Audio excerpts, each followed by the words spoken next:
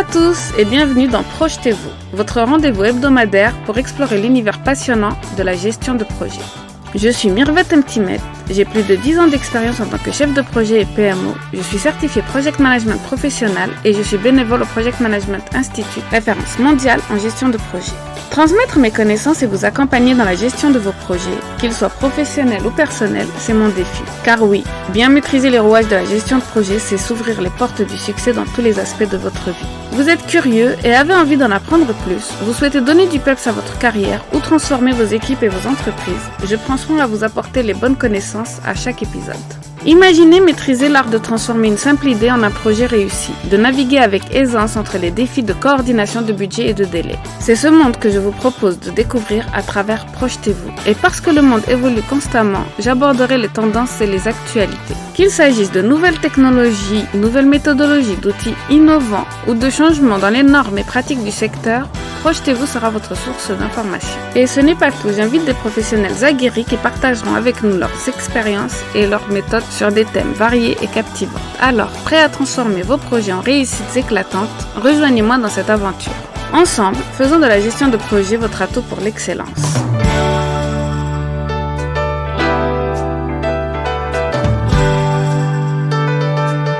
Dans ce nouvel épisode, j'ai l'honneur d'accueillir Marjorie Dana. Elle est la cofondatrice de Happy & Company.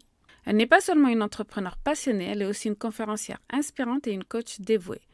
Elle est aussi auteure de plusieurs livres visionnaires qui sont sur l'intelligence relationnelle. Happy & Company est son organisation qui va aider les entreprises à créer des espaces de travail où la joie et la confiance sont les piliers de la réussite. Elle nous raconte toutes ses expériences et aussi comment elle a été conférencière TEDx. Alors, je vous propose d'écouter cet épisode. Bonjour à tous et bienvenue dans Projetez-vous, le podcast qui illumine votre manière de voir et de vivre la gestion de projet. Je suis Mirvet Mtimet, votre hôte, et aujourd'hui nous avons le privilège d'accueillir Marjorie Dana, cofondatrice de Happy & Company. Marjorie est une véritable experte dans l'accompagnement des transitions, que ce soit au niveau individuel ou collectif, avec pour maître mot joie et confiance. À travers ces conférences, Marjorie nous rappelle l'importance cruciale de l'intelligence relationnelle dans notre façon de relever ensemble les défis écologiques. J'ai eu l'occasion d'assister à la conférence de Marjorie avec Aude Milesi lors des rencontres du PMI 2023. Elle fait partie de la troupe Inspire-Expire. Elle est co-auteure du livre Pro en gestion des conflits. J'ai vraiment tenu à l'inviter pour qu'elle nous dévoile quelques-uns de ses secrets qui permettent aux managers et chefs de projet de mieux comprendre leur rôle et de faire réussir les équipes. Bonjour Marjorie et bienvenue dans Projetez-vous. Bonjour Mirvet, merci pour cette belle introduction. De rien, elle est tout à ton honneur et à ton expérience et ton expertise. Pour commencer, pourrais-tu nous parler un peu de ton parcours et de ce qui t'a conduite à fonder Happy & Company?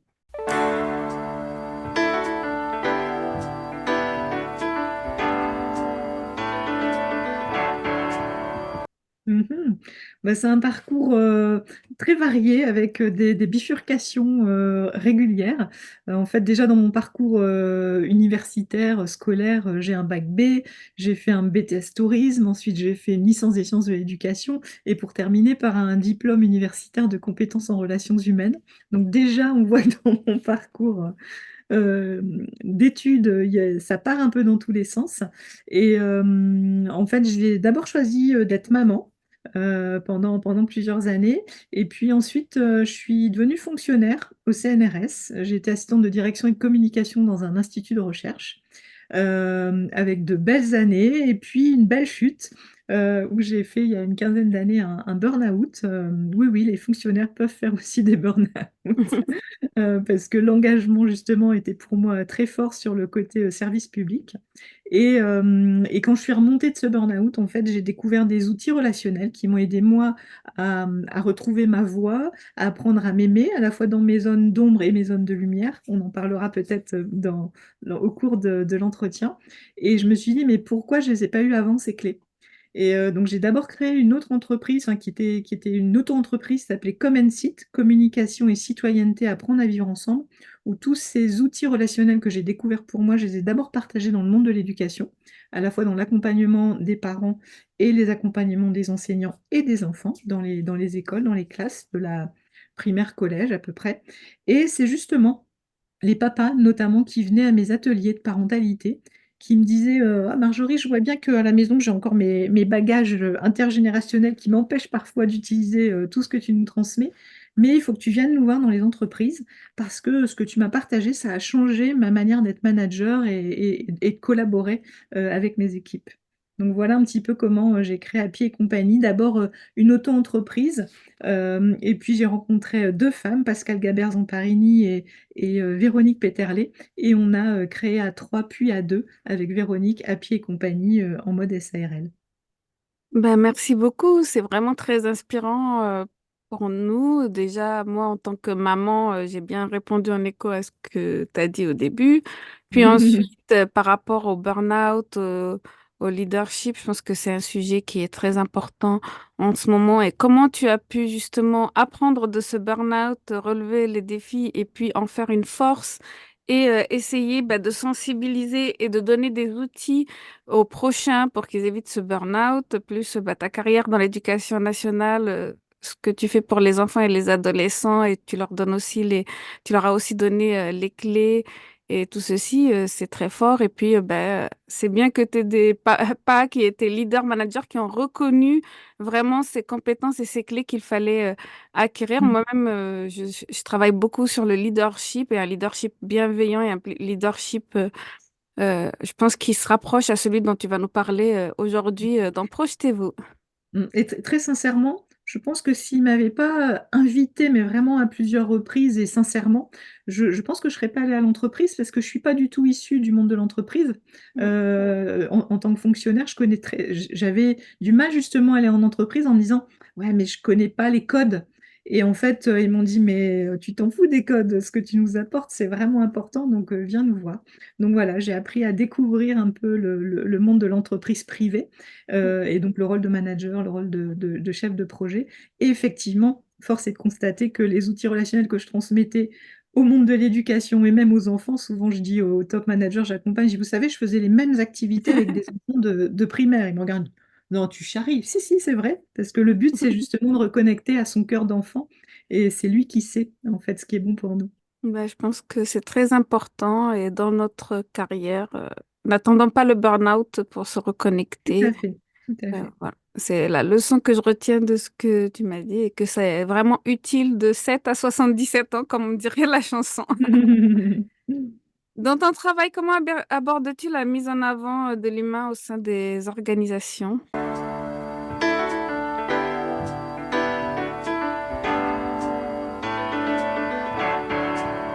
Alors avec la ludopédagogie justement, c'est pour ça que j'utilise les mêmes outils que ce que j'utilisais dans les écoles, dans les classes, parce que vraiment mon credo avec mon associé Véronique Péterlé, on nous appelle les l'air de rien. C'est-à-dire on arrive, on fait des jeux, J-E-U, et quand on joue, en fait, on développe vraiment notre J-E, notre jeu Mm. à nous, sans casquette, sans étiquette.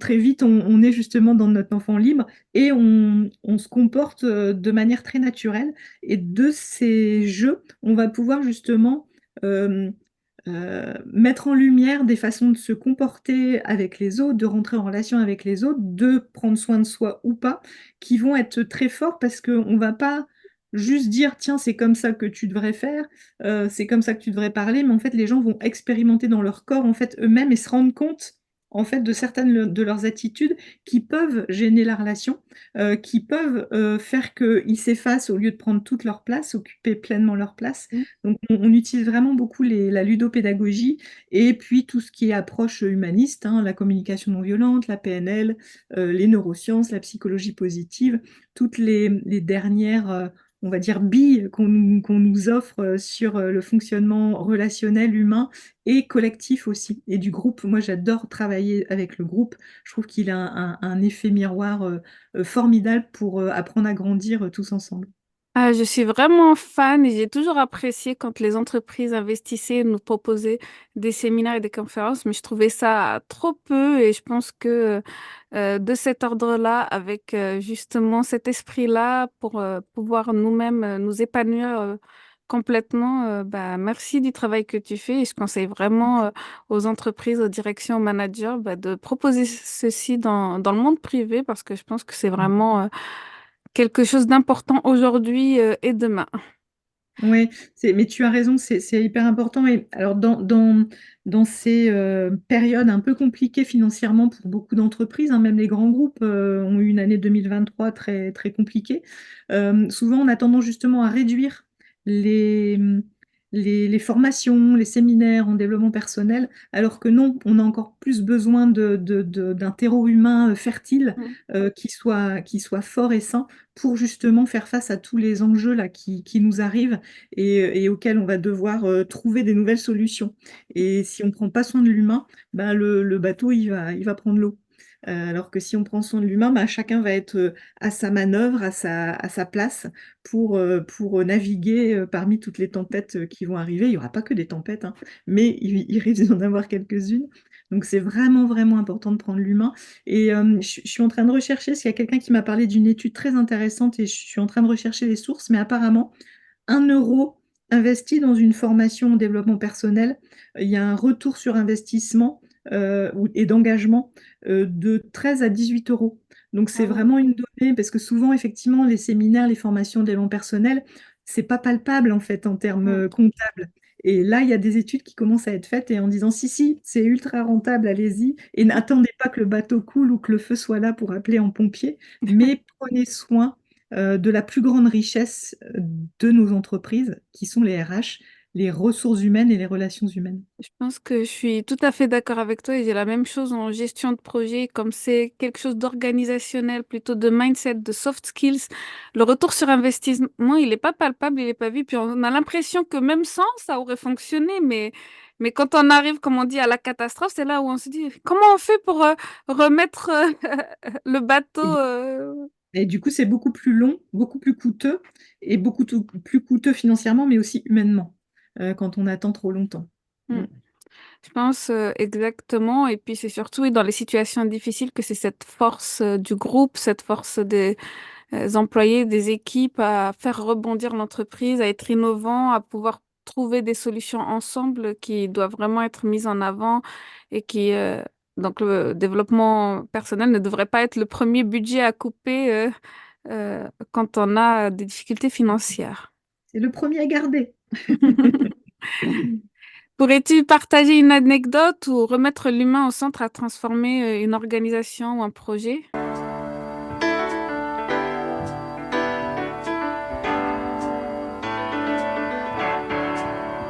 Alors, il y en a plusieurs. Celle qui a été la plus forte pour moi et pour Happy et compagnie, c'est on a accompagné là, pendant plus de 4 ans un grand groupe, donc le Roi Merlin, mais aussi la maison mère qui s'appelle ADO là en ce moment. Mais Leroy Merlin, pendant 4 ans, sur justement leur leadership, ils ont créé un nouveau modèle de leadership il y a 5 ans qui s'appelle Tous Leaders. Je ne vais pas en dévoiler les contours Bien puisque sûr. ça c'est privé, mais je peux parler de l'expérience qu'on a vécue avec eux. Et le but, c'est justement, c'est que on a souvent pensé que c'était les managers qui étaient leaders. Et là, le but, c'était de se dire, non, mais justement, mettons au centre l'humain et que chacun redevienne tous leader, en fait, que chacun revienne leader, en fait, leader de soi, en quoi moi j'apporte des choses au groupe et je lead le groupe, pas juste en donnant des directives, etc., mais en étant pleinement moi avec toutes mes compétences. Et du coup, on a créé un atelier pour eux autour de ce modèle de leadership et en intégrant nos outils, notamment l'intelligence relationnelle, avec toute une partie sur émotion-besoin, toute une partie sur comment faire des feedbacks à partir des besoins, justement, et passer à l'action derrière. Et on a créé cet atelier d'une demi-journée. Et en plus, on a créé une formation de 2 jours pour former des animateurs en interne. Ils étaient 22 000 collaborateurs à l'époque, on ne pouvait pas aller animer des séances partout. Alors, on est allé animer dans tous les magasins Leroy Merlin pendant 2, 3 ans au niveau des CODIR et après, on formait des animateurs pour qu'ils puissent aller animer eux-mêmes. Et vraiment, il y avait systématiquement sur cet atelier, qui était toujours le même dans le déroulé, mais à chaque fois différent puisque des groupes différents, un avant et un après en se disant waouh! Le bonjour de demain, il sera vraiment différent parce qu'on a compris la finesse de l'importance de la relation. On a compris en quoi c'était important que exprimer mes besoins d'une certaine manière, hein, permettait de rentrer en relation plus saine et de créer de la confiance en soi. Et puis, ce sont souvent aussi des espaces où juste on prend le temps de se déposer. On prend le temps de s'amuser aussi avec les autres parce que dans le boulot, c'est pas toujours on s'amuse pas toujours, alors qu'on peut hein, intégrer des rituels justement de jeu et de connexion à soi sur les réunions, sur les temps de partage, etc. Et vraiment, la mixité en plus des groupes, c'est vraiment on préconisait de mixer des managers, des directeurs, des hôtesses d'accueil, enfin vraiment d'être dans une mixité des publics et la richesse j'ai même pas à me présenter, à me dire je suis chef de rayon, je suis directeur de magasin, on se présente jamais et c'était juste les gens se connectaient de cœur à cœur et il y avait du coup une reconnexion mais naturelle en fait qui se fait. On a une humanité commune et en fait quand on se reconnecte à ça, bah, la relation elle est tellement évidente, j'ai plus envie d'écraser l'autre, j'ai juste envie de servir ce qu'il y a de vivant en lui tout en Mhm. continuant à servir ce qu'il y a de vivant en moi. Et c'est cette magie-là en fait du vivant que nous on aime vraiment mettre en avant à Happy et compagnie et vraiment il y a même des gens qui arrivent sur ces formations-là un peu les pieds de plomb en disant oh, qu'est-ce qu'on va faire, nanana. Et souvent, ceux-là, à la fin, viennent nous dire, bon, je vous l'ai pas dit, mais vraiment, j'avais pas envie de venir, mais je me dis, mais pourquoi je suis pas venue avant à cette formation? Mhm. Parce que ça a été vraiment transformant pour moi. Et encore une fois, sans culpabilité, il n'y a pas quelqu'un qui va montrer du doigt ou qui va dire comment il faut faire, mais chaque personne va vivre son expérience et va apprendre sur lui, va apprendre sur les autres et va mettre des petites choses en place derrière, à la fois pour lui, mais aussi pour l'équipe. Donc, c'est des transformations euh, assez profondes finalement en 4 heures, mais pourquoi elles sont profondes? Parce qu'encore une fois, elles viennent parler à notre essence en fait. Nous sommes des êtres de relation. La relation, en fait, c'est le premier facteur qui fait que nous sommes heureux ou pas dans nos vies, que ce soit nos vies pro ou nos vies perso. Et du coup, ben, prendre soin de ce facteur-là, c'est vraiment la base de tout système. Et l'entreprise est un système où effectivement la relation est très très importante. Les taux de turnover sont souvent liés à des problèmes Mhm. relationnels.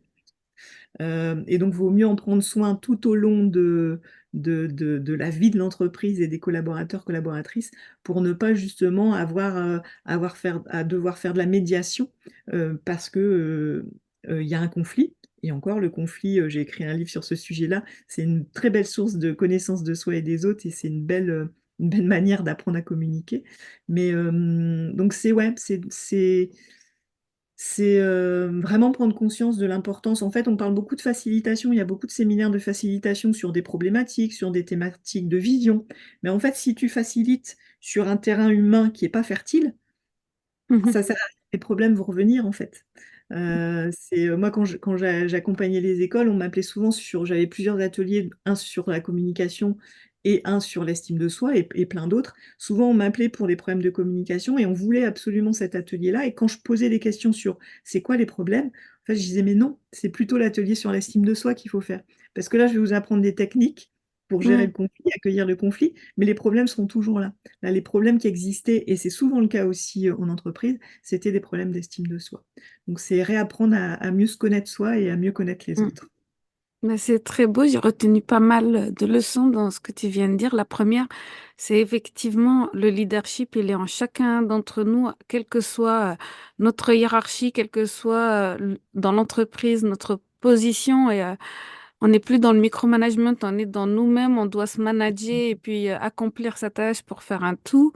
Ce que j'apprécie aussi, oui, c'est ce terreau solide et puis le fait que tu mettes beaucoup en parallèle et en opposition, en parallèle, l'individualité, mais aussi le groupe avec les relations et l'interrelation. Mais pour que les relations soient saines, il faut d'abord que l'individu soit sain et qu'il ne pose pas de problème. Quand tu parlais du turnover, je pense que ça, c'est aussi un facteur pour le ROI parce que réembaucher, reformer, s'il y a beaucoup de turnover, ça fait beaucoup de dépenses en fait pour tout à fait. l'entreprise et il vaut mieux faire que ses employés soient happy. Je viens enfin de comprendre le nom de ton entreprise.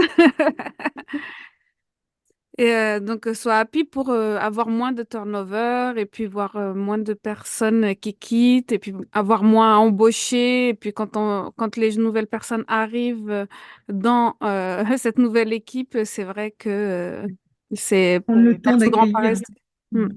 Et finalement, la gestion des conflits, aller à la source plutôt que à la fin parce que ça va revenir depuis le début. Ben, merci beaucoup. Et puis, ben, maintenant qu'on a parlé du rôle euh, du leader pour chacun, c'est-à-dire que le manager ne retrouverait plus son rôle dans cette configuration. Quel serait pour toi, justement, le rôle de ce manager si tout le monde était le leader de soi-même?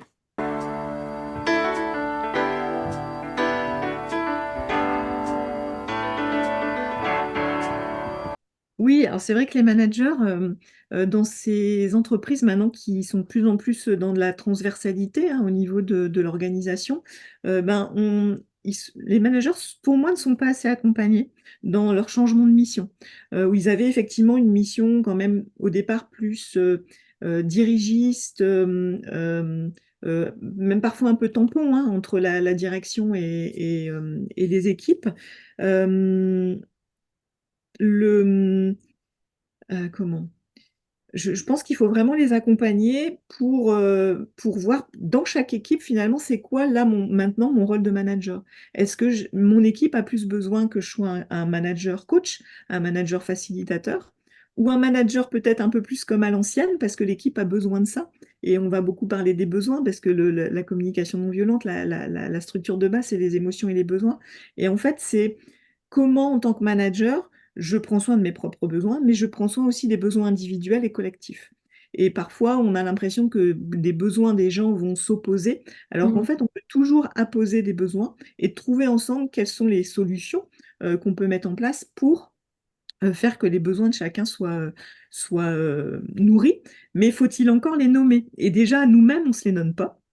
Tout ce que je vais dire là, c'est d'abord effectivement envers soi-même, prendre soin de la relation à soi. Et donc, c'est d'apprendre à aller voir c'est quoi mon besoin. Et là aussi, moi, en tant que manager, c'est quoi mes besoins dans ma fonction finalement? Il y a ma fiche de poste qui est plus structurelle, où effectivement la position centrale du manager, c'est coordonner l'effort individuel et collectif. C'est aussi gérer les ressources, à la fois humaines mais matérielles de l'équipe. C'est résoudre les problèmes, c'est faire en sorte qu'il y ait une communication efficace. Donc c'est un rôle pivot hyper important. Mais finalement, où très peu de managers sont vraiment formés justement à la relation, qui est le cœur de ces fonctions-là. Alors, soit ils sont pas formés, soit même, effectivement, ben, c'est juste, j'ai acquis de l'expérience dans mon domaine, et du coup, on me nomme manager. Mm. Alors, certaines personnes ont des qualités managériales innées, pour d'autres, c'est compliqué. Mais ça s'apprend. Pour moi, tout s'apprend. Et donc, c'est justement de se dire euh, quel rôle j'ai envie de prendre en tant que manager, quel rôle la structure aussi me laisse prendre, et l'équipe, elle a besoin de quel manager dans ce contexte où justement chacun reprend sa souveraineté et son leadership en fonction de ses compétences, de ses appétences et de son domaine d'expertise.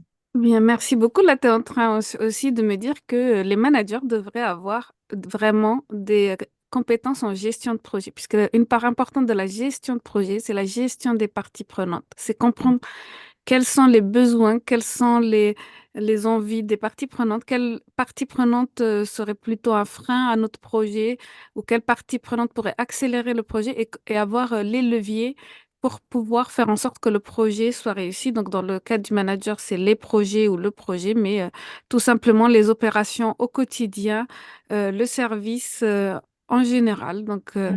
je pense que bah, c'est aussi ce que le PMI préconise, c'est Ouais, vraiment tout à fait. d'avoir un rôle de facilitateur, mais aussi de pouvoir connaître les besoins de toutes les parties prenantes, que ce soit dans son équipe, le client, la direction, la hiérarchie, et pouvoir faire en sorte que bah, notre poste, on arrive Mm. à réussir dans notre poste et à atteindre nos objectifs. Donc, merci pour cette redéfinition du rôle du manager. Elle est convergente avec celle du chef de projet et de la gestion de projet. Donc, Et voilà. c'est important, ce dont tu parles, l'écosystème. Nous, de plus en plus, on préconise, quand c'est possible, hein, mais de réaliser certains de ces séminaires, de ces workshops, de ces ateliers, voire de ces conférences, parce que j'ai envie de dire, dans une conférence, c'est encore plus possible, c'est d'intégrer l'écosystème, c'est-à-dire des fournisseurs, des clients, vraiment, quelles sont comme tu disais, les parties prenantes de ce projet-là, et du coup, apprenons à communiquer ensemble et à voir quels sont les besoins des uns et des autres. Et de plus en plus, on préconise ça. Et quand c'est fait, là, il y a quelque chose d'encore plus magique qui se crée, c'est-à-dire qu'il y a de la confiance mutuelle, il y a de la compréhension des enjeux de chacun. Moi, je vais te donner un contexte personnel. J'ai créé une maison d'édition et avec mon apprenti Ambre, on est allé visiter l'imprimeur, qui est à la fois notre imprimeur, mais aussi notre distributeur. Et en fait, et c'est un imprimeur à la demande, parce qu'on a fait le choix d'un support écologique, et donc de ne pas faire 50 000 livres et après qui partent au pilon. Et en fait, de comprendre qu'effectivement, sur l'impression à la demande, ça coûte plus cher qu'une impression, justement, quand tu fais en quantité, hein. Oui. Mais du coup, on a vu tous les humains qui sont derrière, et que finalement, pour chaque impression à la demande, bah, effectivement, à chaque poste, il y a des humains qui sont là, avec des sources d'erreur, avec des personnes qui parfois ne sont pas là, et du coup, il y a du retard dans la chaîne. Mais de comprendre ce système-là fait que quand il y a eu des problèmes à un moment donné, bah, on n'a pas été dans qu'est-ce qu'ils font, Exactement. etc. On s'est remis à leur place, on a compris, et nous, on a anticipé davantage. On a été plus précis aussi dans nos demandes quand elles sont urgentes, etc. Et donc de travailler dans la compréhension de l'écosystème, c'est hyper important. Et effectivement, c'est un des rôles du chef de projet. Et justement, Mirval, j'imagine que c'est ça qui est passionnant dans le métier de chef de projet. Exactement, et c'est aussi ma raison d'être du podcast Projetez-vous, où via la gestion de projet, les auditeurs peuvent acquérir toutes les compétences nécessaires pour évoluer dans leur carrière, pour être des managers et des chefs de projet accomplis, des directeurs de programmes et de projets importants, et c'est ce qui, moi, me motive et m'inspire. D'ailleurs, quand on parle de parties prenantes, moi j'ai l'impression qu'il y a des erreurs fréquentes en entreprise par rapport au positionnement du manager.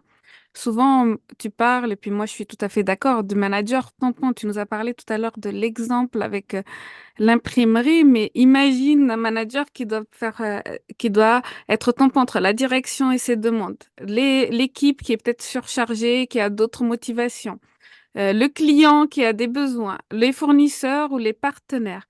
J'ai l'impression d'avoir certaines fois joué ce rôle. Aurais-tu des exemples où ce repositionnement a fait toute la différence?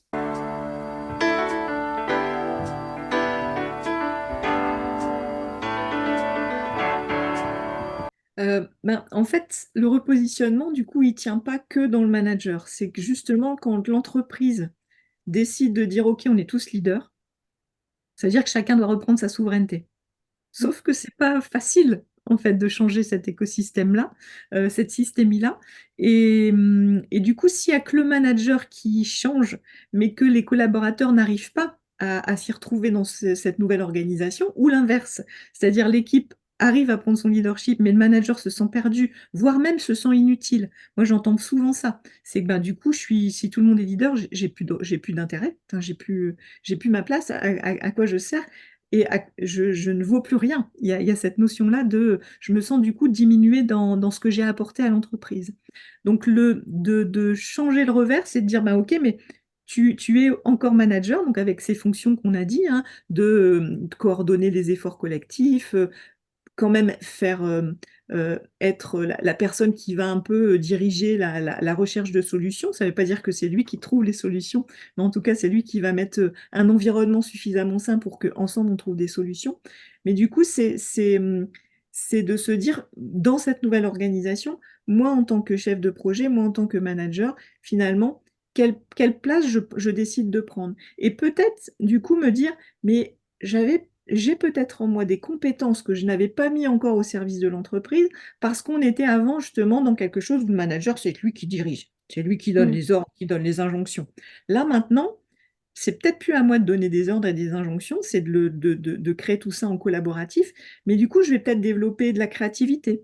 Peut-être que j'ai des compétences en dessin et que je vais apprendre à faire du sketchnoting pour partager des réunions en mode créativité et pas en mode réunion très grand 1, petit 2, etc., que personne ne lit, etc.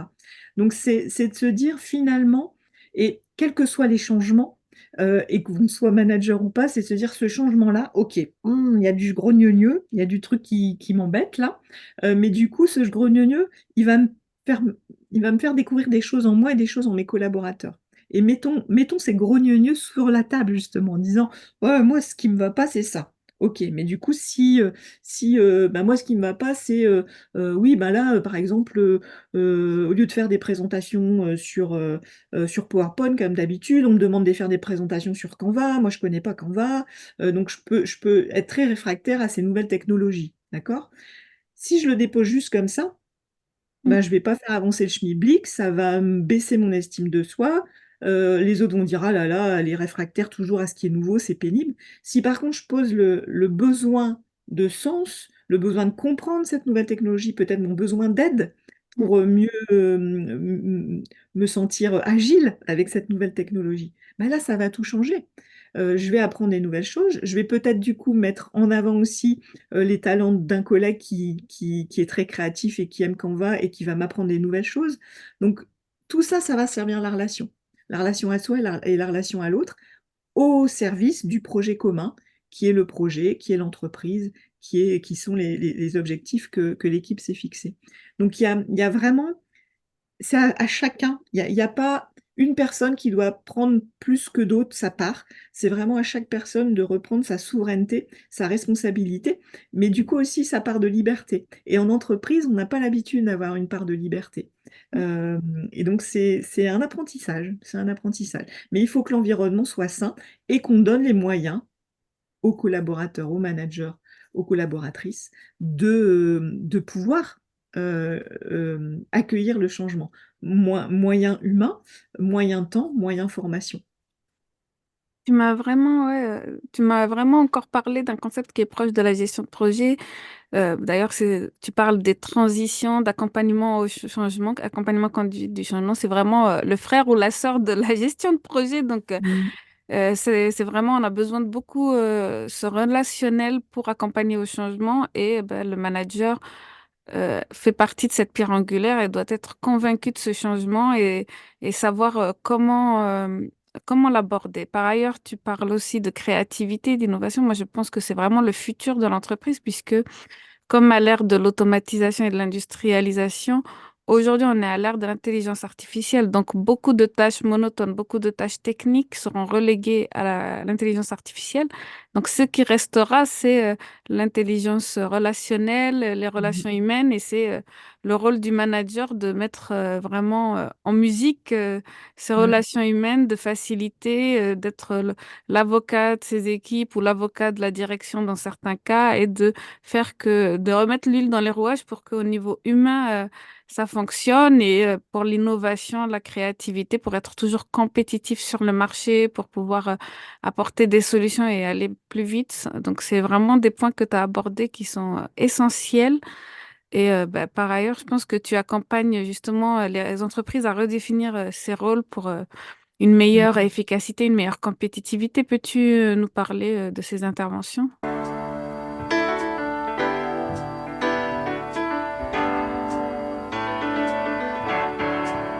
Ouais, mais c'est un peu ce que je disais tout à l'heure, c'est de se dire finalement dans une équipe, alors c'est pareil, on a un jeu assez qu'on aime bien faire pour ça, qui s'appelle le crayon collaboratif, c'est de se rendre compte que euh, encore une fois, en tant que manager, mais finalement en tant que personne, collaborateur, collaboratrice, j'ai vraiment des compétences qui sont différentes et qui vont servir au groupe et à l'objet commun.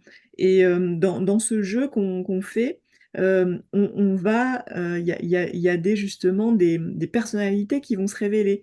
Il y a les personnalités qui effectivement vont naturellement guider en donnant des conseils, etc. Il y a des personnalités qui vont être plus en mode observateur. Ils vont jouer, hein, ils sont là, ils sont présents, mais en mode observateur. Il y en a qui vont être dans le prendre soin. Ils vont vérifier que tout le monde a bien compris la consigne. Ils vont montrer le chemin, etc. Et tout ça, ça se met en lumière naturellement. Et nous, on va aller encore plus mettre le phare central sur chaque personnalité. Et c'est de se rendre compte que bah, la personne qui observe, elle est autant leader que la personne qui va donner des ordres. En fait, on a le mot leader, souvent on l'associe à celui qui va guider, donner des Mm, injonctions, donner des directives. Et en fait, cette personne-là, s'il n'y a que des leaders justement dans ce sens-là, un peu injonction, dans une équipe, on ne peut pas avancer en fait. Alors que ces personnes-là qui observent, elles vont observer et elles vont voir des choses que ceux qui foncent ne vont pas voir et qui vont permettre de dire à un moment donné, ah, attention, là, il faut qu'on se pose quelques instants parce qu'il y a un problème là. J'ai détecté quelque chose. mm, Si ces personnes-là n'existent pas, on ne voit pas le problème et du coup on avance mm. et on voit le problème beaucoup trop tard une fois que justement il est venu enrouer une mécanique. Une autre personne qui effectivement va être peut-être dans le relationnel, va faire attention que tout le monde soit bien, ou va être la personne qui va mettre du lien entre les gens. Bah, cette personne-là, pareil, si elle n'existe pas dans l'équipe, ça va être compliqué. Il y a des personnes aussi, par exemple, qui aiment le challenge. Et ben, savoir que dans l'équipe, on a quelqu'un qui a du challenge, on sait qu'il va venir nous amener de la vitalité. Mm. Mais tout ça, c'est important aussi d'aller se dire soi-même, OK, moi là, j'ai besoin de challenge pour me sentir bien dans une équipe. Et là, sur ce projet-là, bah, ça fait 6 mois qu'il n'y a plus de challenge. Et je suis en train de m'éteindre. Comment je peux faire moi pour ajouter du challenge peut-être dans ma tâche à moi? Si c'est pas possible, comment je peux aller voir mon responsable pour aller voir mon manager ou si je suis manager, mon top manager pour lui dire écoute là, Mm. Mirvette, je sens qu'il n'y a plus assez de challenge et j'ai l'impression du coup de plus servir le projet, voire même de le bloquer parce que du coup je suis tout le temps dans la frustration. Donc ah oui mais non, etc. Mm. Quand on est dans le oui mais, c'est qu'on a des besoins qui sont pas nourris, des besoins fondamentaux. Et pareil, à l'inverse, quelqu'un qui n'aime pas trop les challenges, s'il est dans un projet où il y a beaucoup de challenges, Ah oui. ça va être terrible pour lui. Donc c'est vraiment à chacun de réapprendre à se connaître et aller mettre en avant ses talents et faire attention que ces talents ne deviennent pas un piège. Et effectivement, dans le trop ou dans le pas assez. Donc c'est, en fait, on n'arrive jamais avec une feuille de route. C'est comme ça qu'un manager doit faire. On est vraiment d'abord on fait jouer, on voit ce qui ressort, et puis Mm. en fonction de ce qui ressort, chacun va se dire, ah mais là régulièrement, on a encore là, j'ai animé un séminaire pour Boulanger Customer Care mardi dernier, et là effectivement, il y a une personne qui a dit, je le savais déjà, mais là j'ai vraiment pris conscience que je prenais beaucoup de place. Ah. Et pas en s'auto-flagellant. Alors tout le monde a envie de dire, bah oui, on le sait. Euh, voilà, mais donc le but, c'est pas dire oui, on le sait, c'est dire, ok, qu'est-ce qu'on peut faire pour que tu occupes ta place, mais peut-être sans être dans ce trop-là. Mm. Et alors, c'est pas pendant le séminaire qu'on va régler ça. L'idée, c'est après, c'est de voir quelles préconisations on peut faire, justement en termes de formation, parfois en termes de médiation s'il y a besoin, coaching individuel ou coaching d'équipe. Mais c'est de mettre en situation où il y a du jeu, mais où il n'y a pas d'enjeu. Euh, Parce que quand il y a de l'enjeu, il y a des mécanismes qui viennent interférer, qui fait qu'on n'est pas vraiment soi, parce qu'on est du coup avec nos casquettes, on est avec nos freins, Mm. on est avec nos croyances limitantes. Quand on joue, finalement, il n'y a plus de barrière. Donc on met en situation de jeu et en fonction de ça, on va venir révéler des choses. Et souvent, ce qui est magique, c'est qu'il y a des magnifiques feedbacks qui se font entre les uns et les autres. Et qui nous font découvrir peut-être des zones, je ne sais pas si tu connais la fenêtre de Johari, où on a 4 cadrans. Il y a ce qu'on se connaît de nous, mais il y a aussi ce qu'on ne connaît pas de nous et que les autres viennent nous informer. Et parfois, lors de ce genre d'atelier, on a vraiment des informations qu'on vient nous donner qu'on n'avait pas conscience, sur des qualités qui sont tellement normales pour nous qu'on ne les voit plus comme des qualités. Ça s'appelle les qualités fondamentales.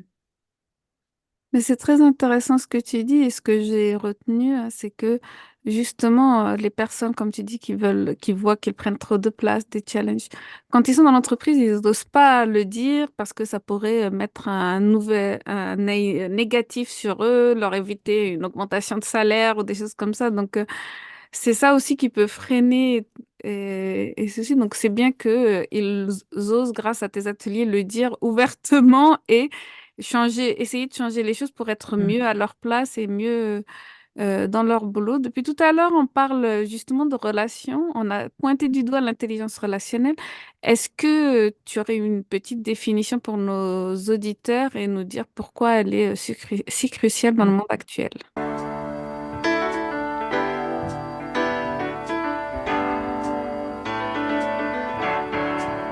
Alors, l'intelligence relationnelle, moi, je la définis vraiment comme cette capacité à mieux comprendre et à entretenir des relations écologiques envers soi-même d'abord et envers les autres après. En fait, c'est réapprendre déjà à prendre soin de soi. Et comment? Bah, c'est avec une meilleure conscience de soi, à la fois aller voir nos... Alors en France, on aime bien aller voir nos zones d'ombre, et souvent on oublie d'aller voir nos zones de lumière. Pour moi, il faut vraiment avoir une connaissance des deux et de voir comment justement je peux avoir cet équilibre avec toutes ces belles choses en moi. Euh, Travailler l'empathie envers les autres, mais aussi l'auto-empathie, tout ce qui est communication bienveillante, et voir le conflit comme une source d'apprentissage constructif, justement.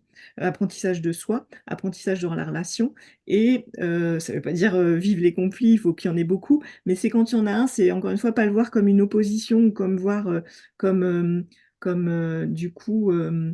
la relation va s'arrêter. Souvent, on a peur du Mm. conflit parce qu'on a peur de plus être en relation avec les autres.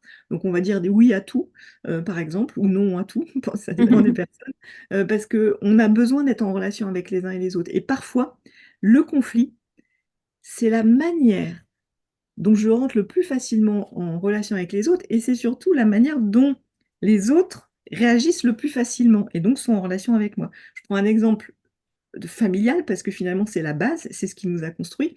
C'est quand on a des frères et sœurs, souvent on s'aperçoit que quand je joue bien tranquillement avec mon frère ou ma sœur, mes parents viennent voir, mais on n'est pas en relation forcément avec les parents. Par contre, quand je vais embêter mon petit frère là et qui se met à crier, il y a les parents qui arrivent, et du coup on est en relation tous ensemble, et on adore ça, la relation, et on préfère avoir des relations pourries que pas de relations du tout. Si on n'a pas de relation, on meurt. Donc on a peur vraiment que la relation s'arrête. Donc il faut arrêter d'être dans cette peur de si il y a conflit, et ben la relation va s'arrêter. Et peut-être qu'elle va s'arrêter, mais c'est pas grave en soi. Mais c'est surtout de se dire, ok, s'il y a conflit, c'est qu'a priori, on a envie d'être en relation. Et si on trouvait un meilleur moyen que le conflit pour rentrer en relation? Si on dénouait les nœuds pour créer justement une relation qui soit plus saine et plus écologique. Et encore une fois, pour servir ce qu'il y a de vivant en toi et ce qu'il y a de vivant en moi. Donc c'est vrai. Et c'est en ça du coup que c'est vital. C'est que nous sommes des êtres de relation. C'est point. Et le terreau de base, que ce soit en entreprise ou dans n'importe quel écosystème, c'est prendre soin de la relation. C'est ce qui va faire que les graines qu'on va semer vont pouvoir pousser, en fait. Ben, bravo pour ta réponse. Ça m'a tout de suite transporté dans mon monde réel des chamailleries entre mes trois filles qui sont tout le temps en train de Mais faire qui existe au travail aussi, hein. Exactement, et bah, c'est vrai qu'au plus tôt on apprend à avoir des relations sans conflit, moi je suis quelqu'un d'ailleurs qui n'aime pas trop le conflit et tout ça, et je trouve ça dommage, mais je pense que comme tu dis, hein, quand on aime, quand on a envie d'établir une relation, ben, on est un petit peu obligé d'avoir des conflits et de les résoudre et puis d'être plus proche. Je pense que ça nous rend plus proches justement de faire ces conflits et de les résoudre et en avoir peur fait que la relation ne devient pas assez proche justement. C'est important d'apprendre soin de la relation parce qu'en fait, souvent quand il y a un problème, on ne voit que le résultat et la recherche de solutions sur le résultat du problème, du Mm. nœud. Là, l'idée avec l'intelligence relationnelle, c'est, je vais le dire comme ça, on s'en fiche du nœud, on s'en fiche du résultat. Ce qui va être le plus important, c'est comment on prend soin de la relation malgré ce qui est en train de se passer. Comment on délie le Et en nœud? entreprise, Moi, j'ai c'est l'image de compliqué. comment on délie le nœud. Est-ce qu'on va direct prendre le ciseau et couper ou est-ce qu'on va le faire avec soin ou bien...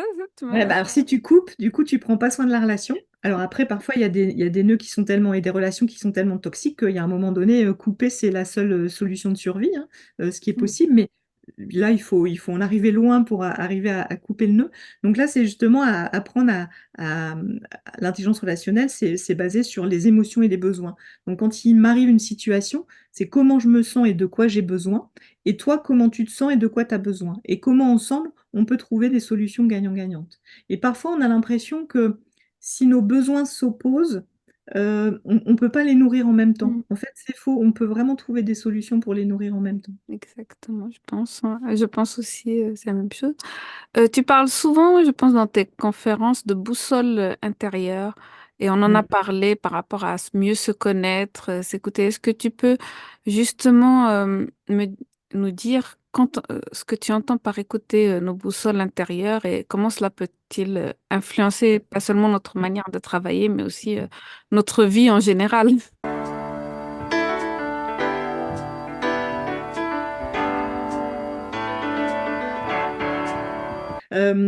En fait, quand on est face à une situation, notre cerveau, il réagit tout de suite de manière très automatique en choisissant une solution ou une voie qu'il a déjà expérimentée, qui est la moins mal pour lui, je vais le dire comme ça, ou la mieux pour lui, mais parfois c'est plutôt moins mal. Et en un quart de seconde, hein, c'est notre cerveau reptilien, et notamment lors des conflits, qui va se mettre soit en attaque, soit je me fige, ou soit je me carapate, hein, en gros. Mm. Et du coup, quand il y a une situation, très souvent, il y a la situation et on agit tout de suite. Un peu, tu vois, comme un bonhomme tétard que font nos enfants de 2 ans, justement. Tu sais, il y a la petite tête et puis il y a les jambes. Mm. Là, l'intelligence relationnelle, alors ce qui fait que on est en surréaction. Et donc, on ne conscientise pas vraiment qu'est-ce qui se passe en nous, à notre bout de la relation, et on ne choisit pas du coup forcément la bonne stratégie. Je donnerai un exemple après. Là, avec l'intelligence relationnelle, en nous connectant à notre boussole intérieure, qui sont nos émotions et nos besoins, je vais pouvoir, la tête du bonhomme, le cœur, le ventre, donc le cœur, les émotions, le ventre, c'est les besoins, et mettre les jambes qui sont effectivement l'action, ou une demande d'action, en tout cas. Euh, Qu'est-ce que ça change? Ben, on n'est plus dans la surréaction, on va être dans la réaction juste, écologique, qui fait que je vais choisir une stratégie qui va vraiment répondre à mes besoins. Mais tant que je ne vais pas chercher mes besoins, je ne sais pas après quoi je cours, en fait, au final. Quel exemple je pourrais donner? Je vais donner un exemple. Euh, ben voilà, vous rentrez d'une journée de travail, voilà, chef de projet, vous avez une journée full, full, full, avec des problèmes à gérer. Mm. Donc, vous rentrez chez vous, vous avez juste besoin de calme, de tranquillité. Mm. D'accord? Mirvette, tu rentres, tu as besoin de calme. Et là, tes filles, c'est des filles que tu as, c'est Oui, ça? j'ai 3 filles. Tes filles sont en train de faire du bruit, de danser, de chamailler gentiment, hein, pas de dispute, mais Mm. Mm. en fait, on pense que c'est la situation qui provoque nos émotions. Mais en fait, c'est la situation avec quel besoin j'arrive qui provoque mes émotions. Mm. Là, tu arrives avec un besoin de calme et de tranquillité. Tu vas probablement surréagir en bonhomme tétard en disant: mais c'est pas possible, arrêtez de faire du bruit, montez dans vos chambres. Si tu as passé une super journée où justement il n'y a eu que du positif, ça s'est terminé par un pot pour le départ en retraite de Germaine, etc., et tu arrives avec un besoin de célébrer, de partage, la même situation, tes filles en train de jouer, en train de danser, en train de chanter, probablement que tu vas aller jouer avec elles. Tu vois la différence, c'est que du Mm. coup, ta réaction est ajustée à ton besoin. Mais il faut que tu saches que tu as ce besoin-là, en fait.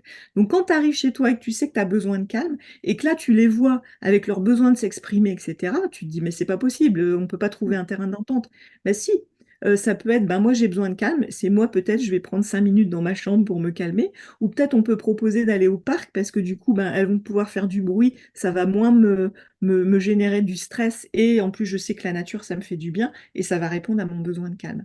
Donc en fait, c'est réapprendre à aller se connecter à ses émotions et son besoin pour avoir une stratégie juste qui soit écologique et qui soit adaptée vraiment à ce que je suis en train de vivre, mais aussi en accueillant ce que l'autre est en train de vivre parce que lui aussi, il a des besoins en face. Je vais donner un exemple pro sur les besoins. Euh, admettons que tu es invité à une réunion et on arrive à la réunion et c'est une réunion où bah, justement plus un peu pour se mettre en relation avec les différentes personnes qui travaillent autour du projet, etc. Si toi, tu arrives avec le besoin de chiffres, de comprendre le sujet, d'avancer sur les objectifs, oh, tu vas pourrir la réunion en disant bah, c'est pas possible, machin, tu vas la trouver nulle, etc. Si tu es arrivé avec justement ce besoin de rentrer en relation avec les gens qui travaillent autour de ce projet-là, tu vas trouver cette réunion géniale, tu vas aller remercier l'organisateur, tu vas vraiment être nourri en fait. Donc c'est vraiment important de prendre ce temps-là, d'écouter les besoins des uns et des autres. On peut le faire en amont de la réunion. Si on ne l'a pas fait en amont de la réunion, on peut le faire en début de la réunion en disant voilà le propos de la réunion, voilà ce qu'on a prévu de faire. Vous, quels sont vos besoins? Et si effectivement c'était une réunion un peu plus fun de mise en relation, si quelqu'un ou plusieurs personnes posent ah ben moi j'ai quand même aussi besoin d'avancer sur le projet en termes de stade, de machin, de trucs, ça peut être de dire ok, est-ce que c'est ok si on garde une demi-heure à la fin pour faire ça? Ou est-ce que c'est ok s'il y a beaucoup de monde peut-être de faire deux groupes? Euh, ça va être de prendre en compte ça en fait, et du coup d'adapter ce qu'on avait prévu pour que ça réponde aux besoins de tout à chacun. Ben, merci pour cette réponse complète. Tu m'as vraiment donné des situations qui, je pense, nous faisons face tous les jours, bah, que ce soit à rentrer du boulot et essayer de trouver du calme, ou bien en réunion, justement, où chacun vient avec ses besoins. Et où des fois, en début de réunion, il y a quelqu'un qui présente et puis là, le manager dit, mais c'est pas du tout ça que je voulais dans cette réunion, je ne comprends même pas pourquoi je suis là, vous me faites perdre du temps et tout ceci, alors que ça pourrait être prévenu, ça pourrait être abordé de manière différente. Donc, merci. Et j'aime bien donner des exemples à la fois pro, forcément, on est sur un podcast sur la gestion de projet, mais aussi perso, parce que ce qui est pour moi important et ce qui est très important pour les jeunes générations, c'est l'équilibre vie pro, vie perso. Et en fait, les outils relationnels, ils sont utilisables avec toutes nos relations et dans toutes nos sphères de vie. Donc c'est important justement de Mm. prendre ces outils-là pour toutes Ouais, nos relations. pour les utiliser partout, je suis tout à fait d'accord, hein. Moi-même, la gestion de projet, elle m'a beaucoup aidée dans ma vie privée. Elle m'aide beaucoup et j'arrive à faire beaucoup de choses avec mes filles grâce à ça et puis à concilier les deux. Donc, je suis tout à fait convaincue par ce que tu viens de dire et j'espère que ça a convaincu beaucoup de nos auditeurs s'ils ne l'étaient pas à la base. Je voudrais revenir, je sais que tu as animé une TEDx et c'était vraiment, je pense, une expérience enrichissante. Donc, j'aimerais bien que tu nous parles de ton aventure et bah, du nom de la conférence. Ah, les petits cons, c'est vraiment important, je pense, d'expliquer Ouais. cela.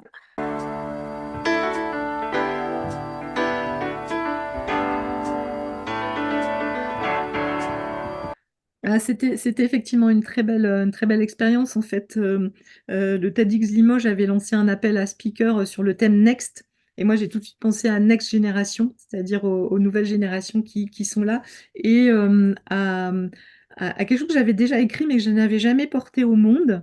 Je suis Mm, conférencière, donc je porte beaucoup de messages au monde. Et voilà, je l'avais déjà écrit, qui est notamment dans mon livre, ce sketch est dans mon livre B2B du burn-out au bonheur et bien plus encore.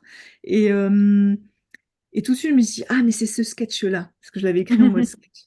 Et donc, j'ai postulé, j'ai fait une vidéo pour postuler, et la vie m'a offert ce cadeau d'être sélectionnée.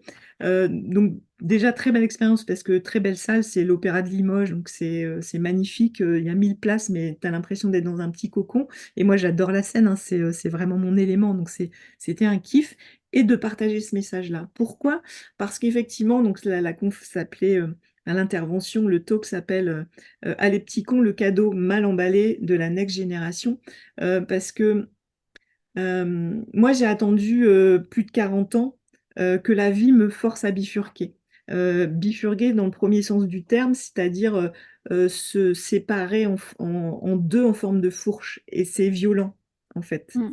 Et là, les jeunes, qui notamment pas forcément que ceux qui font des grandes études, mais c'est un exemple plus frappant quand on le présente comme ça, voilà, qui ont fait des grandes études, qui ont suivi la voie royale que papa, maman, les conditions leur ont offert, et qui, au bout de 6 mois, un an, se disent, mais c'est pas ça. Mm. C'est pas ça le sens de ce que j'ai envie d'apporter au monde, et qui, du coup, se sont emparés de la deuxième définition du mot bifurqué, qui est juste choisir d'abandonner une voie pour en prendre une autre, qui est beaucoup moins violente, qui est beaucoup plus justement en lien avec leurs besoins. C'est-à-dire très vite, là, nos jeunes se connectent vraiment à leurs besoins.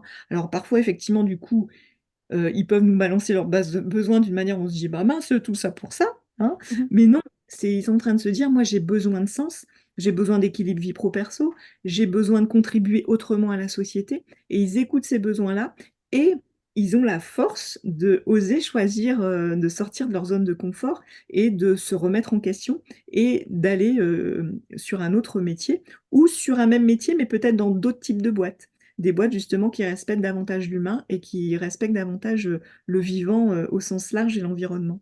Donc c'était magique parce que moi j'ai trois jeunes adultes hein, maintenant, mes enfants sont grands, ils ont 25, 27, 29 ans. Et du coup de porter ce message-là, de se dire mais c'est un beau cadeau qu'ils nous font, c'est le cadeau du sens. Et souvent on oppose encore une fois les générations. Et souvent on nous dit ah mais on ne sait pas manager cette génération-là, cette nouvelle génération. Mais si justement si on manage de manière relationnelle en prenant soin des besoins de chacun, il n'y a pas une ou une autre manière de manager les générations. Si on manage les êtres, les individus en tant que tels et les individus qui forment ce nous. Et moi, j'aime à dire que nous sommes tous des enfants à besoins particuliers, en fait. Quand j'accompagnais les écoles, on m'appelait souvent au niveau de l'académie sur justement les enfants à besoins particuliers, les HPI, les autistes, les 10, etc. Et alors je disais, mais nous sommes tous des enfants à besoins particuliers. Dans votre classe, vous avez tous des enfants à besoins particuliers. Moi, vous me mettez au fond de la classe sans mes lunettes, je ne vois plus rien. Euh, et donc là, je parle d'un besoin physique, mais il y a aussi ce côté besoin humain, en fait. Et donc, c'est reprendre cette connexion-là. Et du coup, ce que j'aime, c'est aussi s'offrir chacun de la reconnaissance, donc de la reconnaissance, de la gratitude de nos talents, mais aussi la reconnaissance, c'est-à-dire naître ensemble à nouveau. Qu'est-ce qu'on peut apprendre de nous, continuer à grandir et créer de nouveau ensemble, en fait. Ah, c'est très très beau ce que tu viens de dire et ça me rappelle, moi en ce moment, je fais les cours intercultural management et l'intercultural, ça vient aussi C'est de ça. l'intergénérationnel puisqu'on n'a pas la même culture, on n'a pas les mêmes codes, on n'a pas le même fonctionnement et je pense que moi en étant sortie de grande école et tout ça, et j'essaye déjà d'apprendre à mes filles à vivre autrement, mais c'est surtout ça, tout ce qui a été dépensé avant, ça ne va pas aux oubliettes, puisque toutes nos expériences, tout ce qu'on a appris, nous sert à un moment dans notre vie, mais différemment de ce qui avait été préconisé au début. Euh, Exactement. Merci beaucoup. On arrive à la fin de cet entretien. Je voulais savoir pour ceux qui débutent dans leur carrière ou dans la gestion de projet, justement, tu viens de parler de la génération, Mm. des nouvelles générations. Quels conseils pourrais-tu leur donner?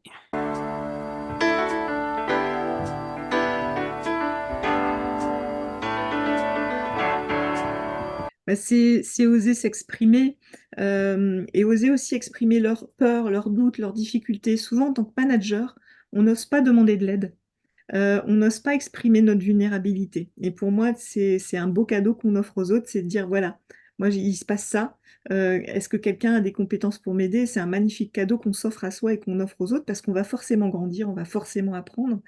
Et pour ça, bah, il faut quand même apprendre à bien se connaître, à se connaître soi, être bienveillant avec soi-même. Si vous ne connaissez pas encore les 4 accords Toltec, enfin ils sont 5 même, je vous invite à aller Mhm. voir, je ne vais pas rentrer dans le détail.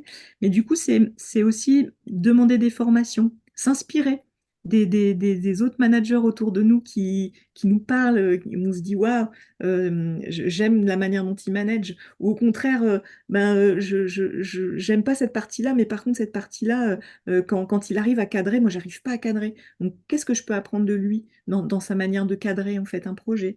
Et peut-être le plus gros conseil, c'est oser investir sur soi. Euh, à la fois en demandant des formations en interne en entreprise, mais aussi peut-être sa vie pro aussi, de se dire, OK, parfois mon entreprise, elle n'a pas cette possibilité de m'offrir des formations, mais si moi je sens que j'ai besoin davantage de me connaître pour connaître mes forces, connaître mes atouts, connaître aussi mes zones un peu d'amélioration, eh ben, c'est un bon investissement que d'investir sur soi. Il y a finalement, j'ai qu'une seule responsabilité sur Terre, c'est de prendre soin de la vie qui bat en moi. Et donc, c'est à moi de nourrir mes besoins, c'est à moi de me donner les moyens pour être bien, en faisant des demandes aux autres et notamment à l'entreprise, à mes équipes, et à mes managers. Mais c'est d'abord envers moi-même, en fait, avec qui je dois être en meilleure relation possible. Ben, merci. Où nos auditeurs peuvent-ils te retrouver pour en apprendre plus sur toi et Alors ton travail? sur LinkedIn, hein, Marjorie, Dana, j'ai une chaîne, un site web Marjorie Dana qui est plus sur la partie conférence où là vous pourrez retrouver du coup les liens, vers les vidéos et cetera et puis je suis disponible pour venir faire une conférence dans vos organisations. Donc il y en a une sur l'intelligence relationnelle, j'en ai une sur la diversité justement générationnelle. On me demande depuis le TED de plus en plus ce sujet-là qui m'anime beaucoup et j'ai la conférence Expérience Passage dont tu parlais tout à l'heure, que tu as vue à PMI 2023, que j'ai co-créée et que je co-anime avec Aude, sur comment justement vivre les transitions écologiques et sociétales à venir en passant par la transition intérieure.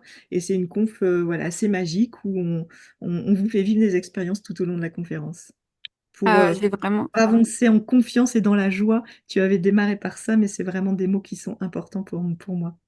j'ai vraiment beaucoup apprécié, donc je conseille vraiment. Je mettrai tout ce que tu viens de me dire en description de l'épisode. On a aussi abordé deux de tes livres ou que je mettrai aussi en lien. Mhm. Merci infiniment d'avoir partagé tes connaissances et ton expérience avec nous. Ta vision de l'intelligence relationnelle et ton engagement à mettre l'humain au centre sont vraiment inspirants et doivent faire partie maintenant de nous pour avoir des carrières épanouies et un équilibre vie professionnelle, vie personnelle. Merci pour l'invitation. Et c'est vraiment, soyons d'abord bienveillants avec nous-mêmes. Tout ça, en fait, au départ, c'était notre langue maternelle. On nous a un peu désappris. Et donc, voilà, ça s'apprend, mais avec bienveillance envers soi. C'est le plus beau des cadeaux qu'on puisse se faire. Merci beaucoup, Marjorie. Merci à Merci à vous toi, d'avoir. Mourvette. Merci à vous pour votre écoute. Merci beaucoup. Merci à nos auditeurs d'avoir écouté cet épisode de Projetez-vous. J'espère que les insights et les histoires partagées aujourd'hui par Marjorie vous ont inspiré et vous ont fait changer la vision que vous avez de votre entreprise, de votre organisation. N'oubliez pas que placer l'humain au cœur est vraiment important et sera une question primordiale dans les années à venir. Alors retrouvez-nous pour de nouveaux épisodes où nous continuerons d'explorer les meilleures pratiques de gestion de projet. D'ici là, je vous souhaite une bonne semaine et à la semaine prochaine pour un nouvel épisode.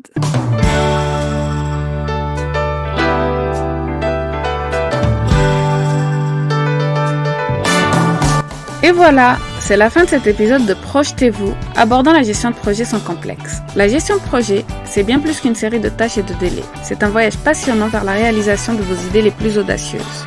Et j'espère que ce podcast vous a offert des perles de sagesse, des conseils pratiques et cette petite étincelle d'inspiration. Un grand merci de m'avoir accompagné aujourd'hui.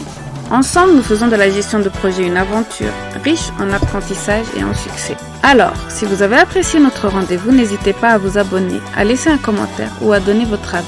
Votre soutien, c'est comme un joli diagramme de Gantt. Ça aide à tout aligner parfaitement. Pour des échanges plus directs, retrouvez-moi sur Instagram. Je suis connue sous le nom Mirvette_MGMT, MGMT comme management. Venez y partager vos anecdotes, vos questions ou même vos mèmes préférés sur la gestion de projet. Je vous donne rendez-vous dans le prochain épisode de Projetez-vous. D'ici là, gardez le cap sur vos projets et n'oubliez pas, un bon projet c'est un projet partagé. À très bientôt.